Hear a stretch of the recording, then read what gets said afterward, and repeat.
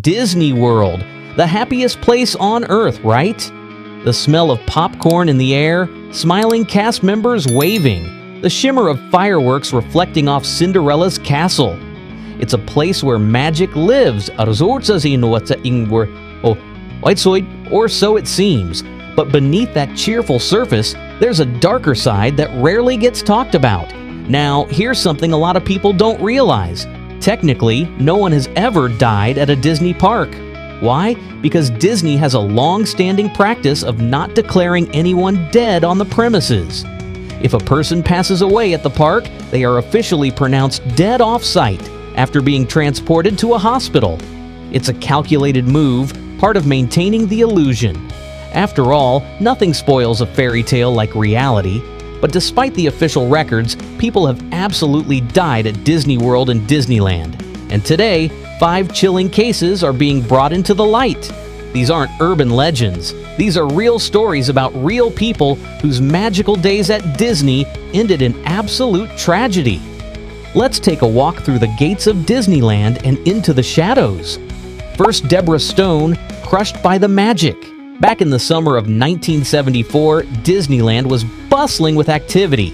New attractions were being rolled out, and among them was America Sings, a musical animatronic show highlighting classic American tunes. Think of it like Chuck E. Cheese meets history class, but with Disney's signature touch.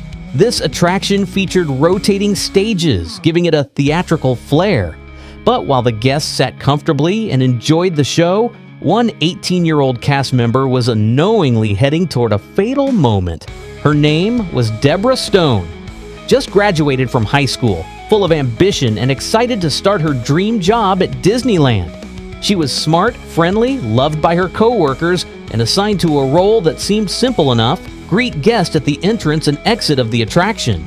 But on July 8, 1974, something went horrifyingly wrong. During a nighttime show around 10:30 p.m., Deborah was standing near one of the moving walls between the rotating stages. No one really knows exactly what happened, whether she lost her balance or stepped in the wrong spot, but in a split second, Deborah was pulled into the narrow space between the rotating wall and the stationary one. The mechanism didn't stop, it kept turning, and Deborah was crushed to death. Guests reportedly heard her screams before the attraction was abruptly shut down. What's even more chilling, some thought it was part of the show. It was Disneyland's first on-site fatality involving an employee. For 19 years, no cast member had ever died in the parks. And then this happened, a young woman just starting her life, lost in a place that was supposed to be safe and joyful. After her death, Disney made design changes to prevent it from ever happening again. But for many, the tragedy of Deborah Stone is something that will never be forgotten. Second, Brandon Zucker, a child's joy turned nightmare. Fast forward to the year 2000. The setting? Mickey's Toontown, inspired by Who Framed Roger Rabbit. This whimsical section of the park was filled with color, cartoonish buildings, and one standout attraction, Roger Rabbit's Cartoon Spin. It was a fun little ride where guests boarded zany yellow cabs that spun and swerved through animated scenes. On September 22nd, a young boy named Brandon Zucker, just 4 years old, was visiting the park with his family. Brandon sat in the back seat of a cab with his mom and brother. It should have been a typical joyful ride, but tragedy was just moments away. As the car began its chaotic spin, no one noticed that Brandon's safety bar hadn't been properly secured. The cast member had failed to check if it was locked in place, a devastating oversight. At some point in the ride, Brandon fell out of the cab. He landed in the path of the next oncoming vehicle. That next car ran him over. And who was sitting in that second car? His father and grandmother. Panic erupted, screaming, shouting. His mother, father, and other guests begged the ride operators to stop everything. Brandon was trapped beneath the vehicle, his tiny body pinned and dragged roughly 10 feet. Miraculously, he survived, but the cost was devastating. Brandon suffered massive internal injuries, a ruptured diaphragm, liver, and spleen. Even worse, he went into cardiac arrest, which caused irreversible brain damage. From that day on, Brandon never walked or spoke again. He spent the next 8 years in and out of hospitals, his condition never improving. And then, in 2009, he died in his mother's arms, just 13 years old. Only after this horrific event did Disney finally redesign the ride, adding doors to the cabs and sensors to detect whether safety restraints were engaged. But the question hangs in the air. Why did it take a child suffering to make those changes? Third, Marcelo Torres, the thunder that never should have struck. When guests think of thrill rides at Disney, Big Thunder Mountain Railroad often comes to mind. It's fast, fun, and a little bit wild, but not terrifying. At least that's what most people think. Marcelo Torres was a 22-year-old with a passion for art and animation. He was studying to become an animator full of ideas and ambition. On September 5th, 2003, he visited Disneyland with his friends, excited to enjoy a day of fun before school kicked into full gear again. They decided to ride Big Thunder Mountain.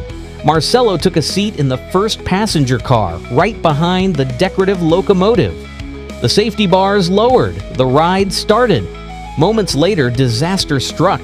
The train derailed. The front section of the ride, the fake locomotive, came off the tracks just before entering a tunnel. It nosedived, causing the back end to lift violently into the air. Then the unthinkable happened. The front of the train came crashing back down, right onto the first passenger car. Marcelo's chest was crushed. Trapped in his seat, he couldn't move. Paramedics arrived, but their efforts to free him were in vain. He was pronounced dead at the scene. 10 others were injured, some severely.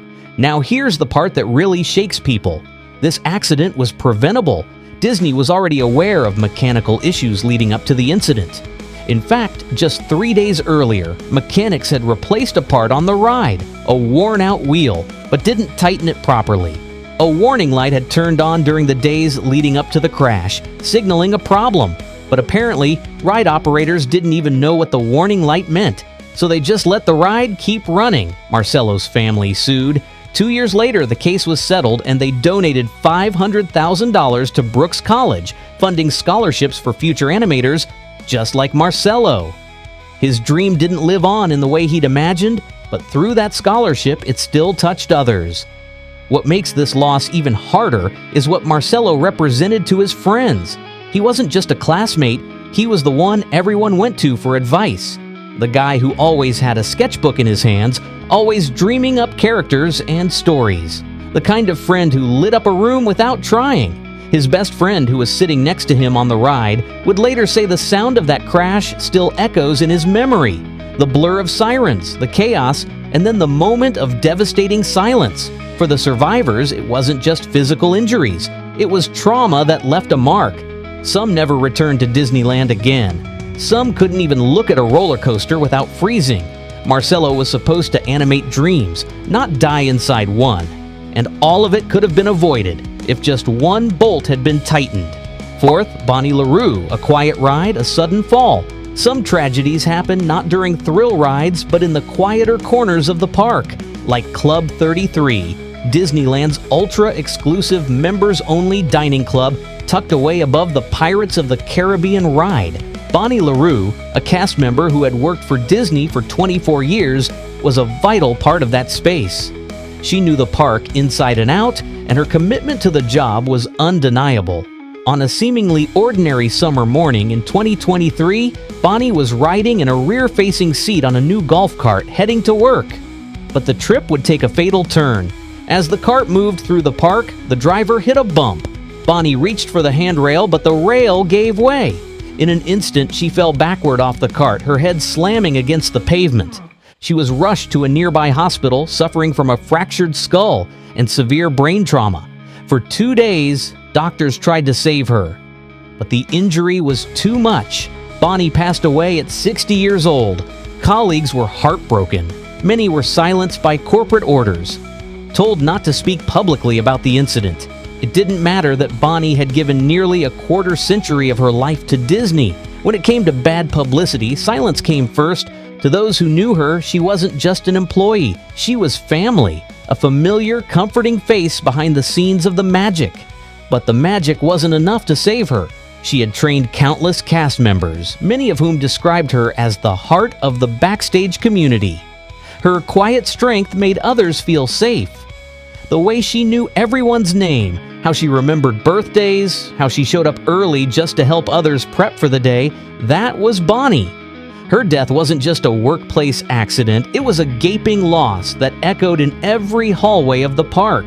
What made it worse was how quickly the story was buried, how quickly the memory was swept under the rug. Her friends weren't just grieving, they were angry. Angry that someone so loyal could be treated like a liability instead of a legacy. And to this day, some say her absence is still felt on the walk to Club 33, as if a little piece of the park's soul left with her. Fifth, Caleb Graves running toward the finish line. The final story is the most recent, and perhaps one of the most tragic because of its sheer suddenness. Caleb Graves, 33 years old, was a Disney enthusiast and a popular content creator on TikTok. He had a passion for running and a deep love for Disney World. He'd completed multiple races at the parks, and in September of 2023, he was set to run in Disney's half marathon. Just one day before the race, Caleb posted a TikTok sharing his concerns. He had experienced heat exhaustion earlier while simply walking his dog. He'd collapsed unexpectedly, a red flag for any runner. In that video, he joked lightly about it, but also expressed his worry. The warning signs were there, but Caleb, like so many driven people, pushed through. On race day, the temperature hit 108 degrees Fahrenheit, 42 degrees Celsius. The heat was brutal even for seasoned athletes. Caleb finished the race, clutching his chest as he crossed the line. Minutes later, he collapsed and was rushed to the hospital. He went into cardiac arrest and passed away just hours later. The Disney running community was stunned. He wasn't just another runner, he was part of the online Disney family. Someone many people had come to know through his videos and his love for the parks. His death served as a brutal reminder of how quickly life can change, even during an event as seemingly joyful as a Disney marathon. His TikToks had captured the spirit of Disney through a runner's eyes, from the excitement of race packets to the early morning adrenaline at the starting line. Followers loved his honesty, his humor, and the way he brought the parks to life. He had dreams of building a community, inspiring others to lace up and take on challenges no matter their level. The loss hit especially hard for those who felt like they ran beside him, virtually, cheering him on every step of the way. Messages flooded his page with disbelief and heartbreak, many people saying they had just watched his video hours before. Even runners who didn't know him personally dedicated their finish lines to him that weekend. His passing left behind not just silence, but a ripple of grief through a tight-knit community. And now, every race through those parks carries the memory of someone who should still be there, celebrating every mile.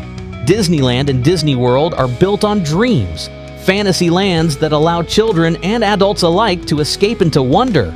But even in a place built on fairy tales, tragedy doesn't take a break. These 5 stories, Odus of Deborah, Brandon, Marcelo, Bonnie, and Caleb, are sobering reminders of that fact. Each life lost left behind grieving families, unanswered questions, and a stain on the parks that were supposed to be untouchable. Behind the carefully maintained illusions and magical music lies the truth. Even the happiest place on earth has its ghosts. If these stories moved you, share this video to spread awareness about safety and humanize the names behind the headlines. Comment below. Have you heard of any of these cases before? What are your thoughts on the measures Disney has taken, or failed to take, in these situations?